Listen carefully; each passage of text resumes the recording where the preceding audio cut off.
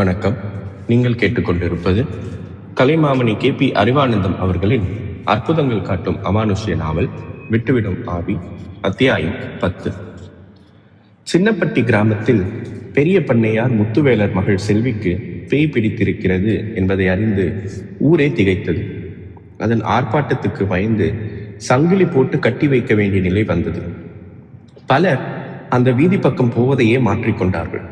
அந்த பேய் சில நேரம் பெண் குரலில் பேசும், சில நேரம் ஆண் குரலில் பேசும். எப்பொழுது பேசினாலும் சொல்லும் ஒரே வாக்கியம், டேய் பெரிய பண்ண, உன்னை கொல்லாம உன் பொண்ணை விட்டு போக மாட்டேன்டா என்பதுதான். முத்துவேலரை அவர் மனைவி மகளுக்கு அருகே நெருங்கவே விடுவதில்லை. மற்றவர்களும் பயந்து கொண்டுதான் இருந்தார்கள். எத்தனையோ மந்திரவாதிகள் வந்து பார்த்துவிட்டு ஏதும் செய்ய இயலாமல் திரும்பி சென்றார்கள். இந்த நிலை மந்திரவாதி மார்த்தாண்டனை பற்றி சொல்ல கேட்டு அவனை வரவழைத்தார் பண்ணையார். அவன் செய்த விரிவான ஏற்பாடுகளையும் ஆர்ப்பாட்டத்தையும் கண்டு நிச்சயம் இவன் நம் பொண்ணை காப்பாற்றி விடுவான் என்று நம்பினார். ஆனால் அவன் எவ்வளவோ முயற்சி செய்தும் அந்த பொண்ணுக்குள் இருப்பது யார் என்று கண்டுபிடிக்க முடியவில்லை. எதற்கும் அது கட்டுப்படவில்லை. அவளுக்கு இருப்பது எத்தனை பேய்கள் என்றும் புரியவில்லை. முத்துவேலர் முதலாக அங்கிருந்த அனைவரையும் மார்த்தாண்டனையும் ஏளனமாக பார்த்தார்கள். இவ்வளவுதானா இந்த மந்திரவாதியின் திறமை? இவனை பற்றிய அவ்வளவு பெருமையாக பேசினார்கள் என்றெல்லாம் தங்களுக்குள் பேசிக்கொண்டார்கள். இதையெல்லாம் கேட்ட மந்திரவாதி இந்த பேயை ஓட்டாமல் சென்றுவிட்டால் தன் மாந்திரிக தொழிலுக்கே இழிவு நேர்ந்துவிடும் என்று யோசித்தான். அப்போதுதான் மந்திரவாதி தன் கண்களை மூடி தன் குருநாதராக ஏற்றுக்கொண்ட பொண்ணுக்குள் இருப்பவரை வேண்டி அழைத்தான். தன் கௌரவத்தை காப்பாற்றும்படி மனமுருகி பிரார்த்தித்தான். மறுகணமே அதை உணர்ந்த சித்தர் பொன்னியின் வடியிலேயே தான் அங்கு செல்வது உசிதமல்ல என்பதால் அவளுக்குள்ளிருந்து வெளியில் வந்து புறப்பட்டார்.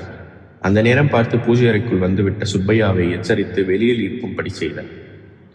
பண்ணையார் வீட்டில் கண்களை மூடிக்கொண்டு குருதேவரை வேண்டிக் கொண்டிருந்த மந்திரவாதி காடில் மாடசாமி என்று அழைக்கும் குரல் கேட்க கண்களை திறந்து குரல் வந்த வாயிற்புறத்தை பார்த்தான்.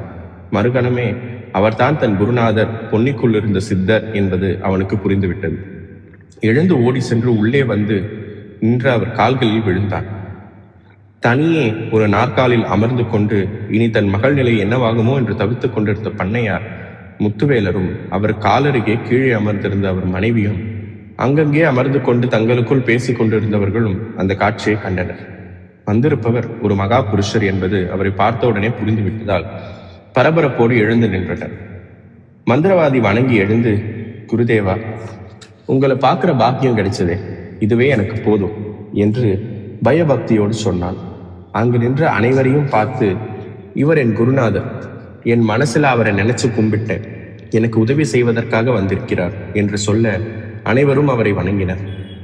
அவர் கையை உயர்த்தி ஆசி சொல்லி அமரும்படி குறிப்பு காட்ட அமர்ந்த அவர் செய்ய போகிறார் என்பதை ஆர்வத்தோடு பார்த்தனர். குருதேவா என்று மந்திரவாதி ஏதோ சொல்லத் தொடங்க அதை கையமர்த்தி தடுத்த சித்தர் அவனோடு அவன் அமர்ந்திருந்த இடத்திற்கு வந்தார். பேய் பிடித்த பெண்ணை பிடித்திருந்தவர்களை பார்த்து விட்டுவிடுங்கள் என்பது போல் கை காட்டினார். அவர்களும் விட்டு விட்டு விலகிச் சென்றார்கள். சித்தர் அந்த பெண்ணை உற்று பார்க்க அவள் நடுங்கினாள். இதோ பார், என்கிட்ட எதையும் மறைக்க முடியாதுன்னு உனக்கே தெரிஞ்சிருக்கும், அதனால நான் கேட்கிற கேள்விகளுக்கு உண்மையை சொல்லணும் என்றார். அவளும் என்று தலையசைத்தாள். முதல்ல உன் பேர் என்னன்னு சொல்லு என்றார் சித்தர். அவள் தயங்கியபடியே செண்பகம் என்றாள். மறுகணம் முத்துவேலர் திடுக்கிடும் எழுந்தார். அவர் மனைவி எழ முடியாமல் எழுந்தார். கூடத்தில் சுற்றிலும் ஆங்காங்கே உட்கார்ந்திருந்த அனைவருமே திகைப்போடு எழுந்து நின்றார்கள். சித்தர் தொடர்ந்து கேட்டார், உன் கூட இருக்கிறது யாரு? இப்பொழுது அவள் தயக்கமின்றி கம்பீரமாக சொன்னாள், மூர்த்தி. அவள் அதைத்தான் சொல்லப் போகிறாள் என்று எதிர்பார்த்து நின்ற அவர்கள் ஒருவரை ஒருவர் ஆச்சரியத்தோடு பார்த்து கொண்டார்கள். சித்தர், அவன் எங்கே என்று கேட்க மிகு உறுதியோடு சொல்ல மாட்டேன் என்றாள். ஏன் என்று கேட்டதற்கு சொல்ல வேண்டாம்னு அவன் சொல்லிட்டான் என்றாள். சித்தர் புன்முறுவலோடு, ஓ ஆவியா? ஆவியா ஆன பிறகும் அவன் பேச்சுக்கு கட்டுப்பட்டு நடந்துக்கிறியா என்று கேட்டுவிட்டு மார்த்தாண்டன் அங்கே வைத்திருந்த கமண்டலத்தை எடுத்தார். அதில் நிறைய நீர் இருந்தது. விபூதியை எடுத்து தன் நெற்றியில் வைத்து மந்தரித்து அதில் போட்டார். மாடசாமி, பின்னாடி இருக்கிற தென்னந்தோப்புல வலது பக்கம் நிற்கிற முதல் மரத்தை சுத்தி இந்த தண்ணியை தெளி என்று அவர் சொல்ல அவள் வேண்டாம் வேண்டாம் என்று பதறிக்கொண்டு எழுந்தாள். ஆனால் அவர் உட்கார் என்று ஒரு அதட்டல் போட்டவுடன் அப்படியே உட்கார்ந்து விட்டாள். மந்திரவாதி பின்னால் உள்ள தென்னந்தோப்புக்கு சென்று அவர் சொன்னபடியே செய்ய மறுநொடியே என்னை விட்டுடு என்னை விட்டுடு என்ற அலறல் எழுந்தது. மந்திரவாதி நீ இருந்த இடத்துக்கு போ என்று சொல்ல உடனே சென்று விட்டது என்பது புரிந்தது. பெண் குரலில் பேசிக் கொண்டிருந்த பண்ணையார் மகள் திடீரென்று ஆண் குரலில் பேசத் தொடங்கினாள். நான் வந்துட்டேன், நீ யாருங்கிறது தெரிஞ்சுக்கிட்டேன், நீ என்ன சொன்னாலும் கேட்கிற, என்ன ஒன்றும் செய்து விடாதே என்றாள். சித்தர் அனுதாபத்தோடு, நான் உனக்கு நல்லது செய்ய தான் வந்திருக்கிறேன், உனக்கு என்ன வேணும், எதுக்காக நீங்க 2 பேரும் இந்த பொண்ணு உடம்புல வந்து புகுந்துக்கிறீங்க என்று கேட்டார்.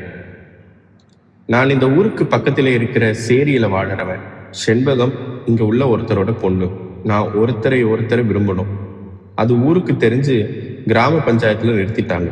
பஞ்சாயத்து தலைவராக இருந்த இந்த பண்ணையார் சொன்னபடி என் தலையை மொட்டை அடிச்சு செம்புள்ளி கரும்புள்ளி குத்தி கழுத மேல ஊர்வலம் விட்டு என்னை ரொம்ப அசிங்கப்படுத்திட்டாங்க. அன்னைக்கு ராத்திரி அவமானம் தாங்காம நான் குளத்துல விழுந்து சாக போனேன். அங்க எனக்கு முன்னே செண்பகம் நின்றுகிட்டு இருந்தா. நீ இப்படித்தான் செய்வேன்னு எனக்கு தெரியும், வா 2 பேரும் சேர்ந்தே விழுவோம்னு என் கூட அவளும் விழுந்தா. அதனால என்ன ஆச்சு? 2 பேரும் ஆவியா திரியுறீங்க. இப்ப ஏன் இவ உடம்புல புகுந்தீங்க? அப்படி ஒரு தண்டனை கொடுத்து இப்படி எங்களை இந்த கதிக்கு ஆளாக்கின இந்த பண்ணையார சும்மா விடலாமா? அதனால தான் அவர் மக உடம்பிலேயே இருந்து பழிவாங்க வந்தோம். அது எப்படி சரியாகும்? அவரா திட்டம் போட்டு இப்படி செய்யல. காலங்காலமா இருக்கிற ஊர்க்கட்டுப்பாடு கூட இருக்கிறவங்களோட வற்புறுத்தல் எல்லாம் சேர்ந்துதானே இப்படி நடக்குது. நாங்க என்ன செய்யணுங்கிற? தவறு செஞ்சவனுக்கு தண்டனைய ஆண்டவன் கொடுப்பான். அதே நீங்க செய்ய வேண்டியதில்லை. உங்க ஆத்மா சாந்தி அடையும்படியா நான் செய்யறேன். அமைதி அடைஞ்சு இந்த பொண்ணோட உடம்புல இருந்து செண்பகத்தை கூட்டிக்கிட்டு போயிடும். நீங்க சொல்றபடியே செய்யறோம் என்றது அந்த ஆவி. பண்ணையார் மகள் நெடுஞ்சான் கிடையாக அவர் காலில் விழுந்தாள். சித்தர் கமண்டல நீரை கையில் ஊற்றி அவள் மேல் தேய்த்தார். சில நொடிகளில் புரண்டு முணங்கியபடி எழுந்த பண்ணையார் மகள் மல்லிகா சுற்றும் முற்றும் பார்த்து திகைப்படைந்து ஓடிச் சென்று தாயை கட்டிப்பிடித்து கொண்டு, என்னம்மா இதெல்லாம் என்றாள். சொல்றேம்மா, முதல்ல சாமி காலில் விழுந்து கும்பிடுவோம் வா என்று கையை பிடித்து அழைத்து சென்றாள். அவர்கள் முன்பே பண்ணையார் அங்கு சென்று வணங்கி கொண்டிருக்க அவர்களும் பணிந்தார்கள். அனைவருக்கும் ஆசி வழங்கிய சித்தர் மார்த்தாண்டனிடம் கமண்டலத்தை தந்து, இனிமே நீ போற இடங்கள்ல எந்த பிரச்சனையா இருந்தாலும் இதிலிருந்து நீரை எடுத்து தெளிச்சா அது சரியா நீ நினைச்சபடி நடக்கும். அதனால இனிமே என்னை கூப்பிட வேண்டியதில்லை என்றார். மார்த்தாண்டன் அவர் காலில் விழுந்து வணங்கினார். ஆசி வழங்கி அவர் யாரையும் பார்க்காமல் வாசல் வரை சென்றார். அதற்கு பின் அவரை காணவில்லை. நன்றி. இத்துடன் அத்தியாயம் 10 நிறைவடைந்தது. மீண்டும் அடுத்த அத்தியாயத்தில் சந்திப்போம்.